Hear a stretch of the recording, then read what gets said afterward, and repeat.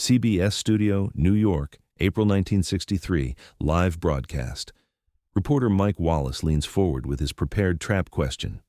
Malcolm X sits across from him, wire-rimmed glasses catching the studio lights. Wallace's question is designed to paint him as a violent extremist. A studio audience of 200 witnesses watches as cameras roll. The producer's hand signal says it all. This is it, the kill shot. Malcolm's pause lasts 3.2 seconds. It feels like an eternity. Wallace's smirk begins to form. Malcolm removes his glasses and cleans them slowly. "Let me ask you something first," he says. Wallace's expression shifts. He wasn't prepared for this. What Malcolm said next changed how America saw him forever. The recording exists, but what happened after the cameras stopped? That never aired. Spring 1963. Malcolm X was the most controversial voice in America. The media had painted him as violent, separatist, dangerous. Every headline screamed the same narrative. Then CBS reached out through an intermediary. Mike Wallace wanted an interview. Malcolm's team warned him immediately. This was ambush journalism, pure and simple. Wallace had made his reputation destroying unprepared guests on camera. But Malcolm accepted within an hour. He knew it was a trap. He walked in anyway. He began collecting media questions, studying the patterns. Every single one was designed to box him into a yes or no answer about violence. There was no room for context, no space for nuance. Malcolm started writing a prediction list late at night in his Harlem office. Malcolm spent late nights in that office, studying interview tactics like a boxer studies film. He reviewed past ambush interviews of other black leaders. He noted how reporters framed questions to eliminate any possibility of nuance. The format was always the same. Ask a complex question that demanded a simple answer, then attack whichever answer was given. He wrote out 12 predicted questions. His wife Betty challenged him one evening. Why give them the platform? His answer was immediate. Because millions are watching, not just Wallace. That's when he realized the truth. The interview wasn't a debate. It was theater. And in theater, the audience decides who wins. He decided right then to change the stage itself, not by refusing to play, but by playing a different game entirely.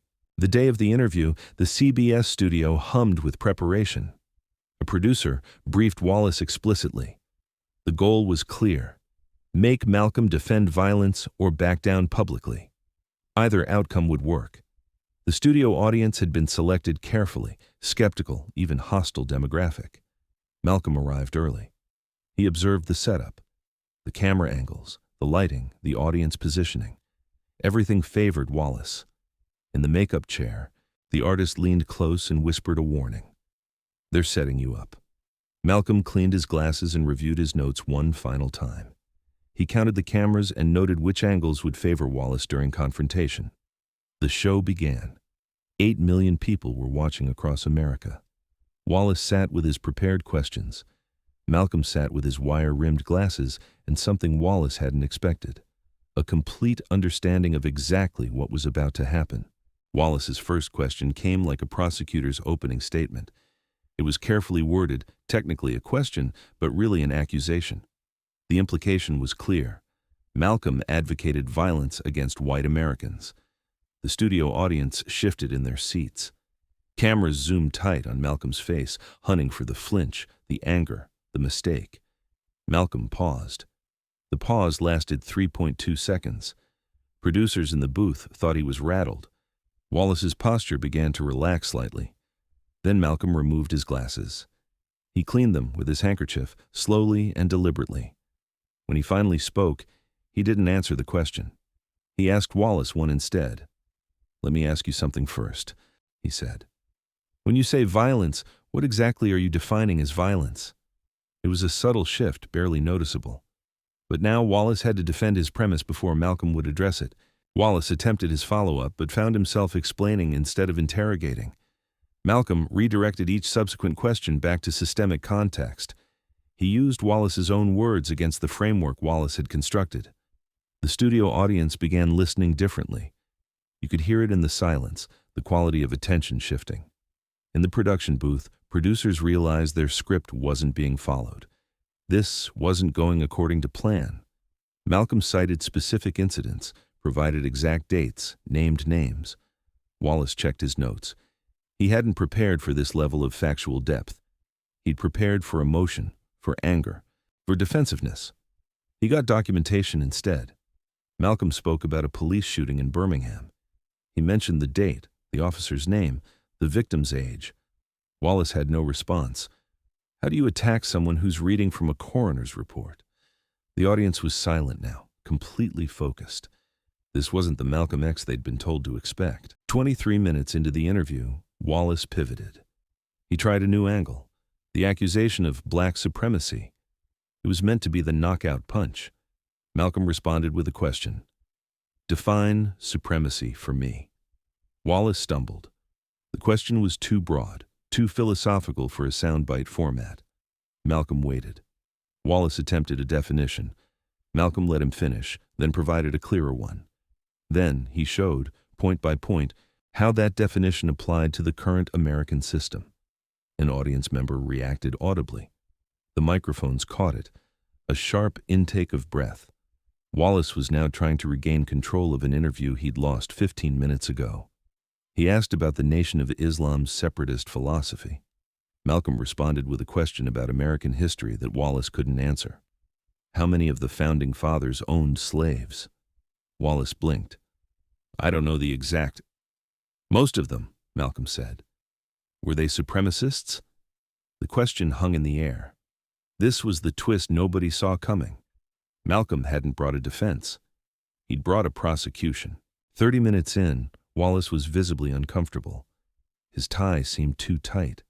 He shifted in his chair. Malcolm hadn't defended violence once. Instead, he'd systematically prosecuted inequality, using Wallace's own questions as evidence. A producer signaled from behind the cameras. Wrap it up. Wallace attempted one final gotcha question. He brought up Malcolm's past, his criminal record, his time in prison. It was meant to discredit everything Malcolm had said. Malcolm owned it completely. He didn't deflect or minimize. He used it as a credential. I lived what you're afraid to report, he said directly to the camera. I've seen both sides of the system you're defending. Which one of us is really qualified to speak on this? The studio audience applauded. It wasn't planned. It wasn't wanted by CBS. But it happened anyway. Wallace looked at the producer. The producer looked at his watch. The interview was over. The moment the cameras cut, Wallace extended his hand. The shake was limp, professional, empty. A producer approached Malcolm immediately. We'll need to edit this. Malcolm smiled. I'm sure you will. There was no anger in his voice, just certainty. Backstage, the makeup artist caught Malcolm's eye and grinned. She whispered as he passed, You did it. Malcolm left the building alone, glasses tucked in his pocket. He walked to his car through the April evening, past people who had no idea what had just happened in that studio. When he returned to Harlem, Betty was waiting. She asked how it went. Malcolm sat down, cleaned his glasses one more time. They got the fight they wanted, he said. Just not the winner they expected. 3 days later, CBS would edit 8 minutes from his responses. They'd keep Wallace's questions intact but remove Malcolm's context. But they couldn't erase what had happened live. And they couldn't erase what was about to happen next. The edited version aired on a Thursday night.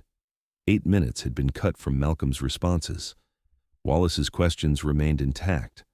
Malcolm's context was gone. The producers tried to restore the narrative they'd wanted, but what remained still showed the reversal. You could see it in Wallace's body language, hear it in the studio audience's reaction. CBS received a flood of phone calls. The network had expected outrage. They got something else entirely, requests to see the full interview. Hundreds of callers wanted to know what had been cut. The network realized their mistake too late. The editing had made Malcolm look stronger, not weaker. They'd tried to show him cornered. Instead, they'd shown him composed under pressure. They'd tried to expose him as dangerous. Instead, they'd revealed him as articulate, informed, and unshakable. The calls kept coming for weeks. Other networks took notice. A BC reviewed their booking strategies for Malcolm X. They canceled a planned confrontation interview. NBC requested a dialogue format instead of a debate. Malcolm's speaking invitations tripled within a month.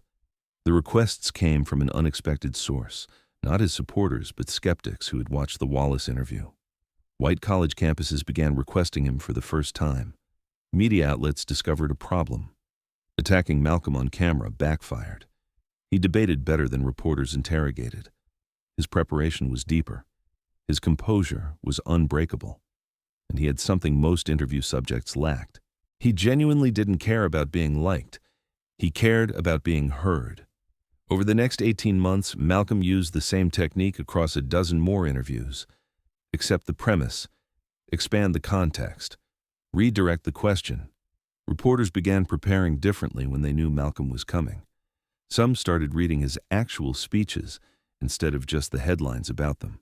Malcolm's media strategy became a template.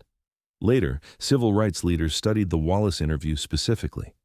They watched how he controlled pace, how he used silence, how he turned questions into opportunities. The wire-rimmed glasses became his signature.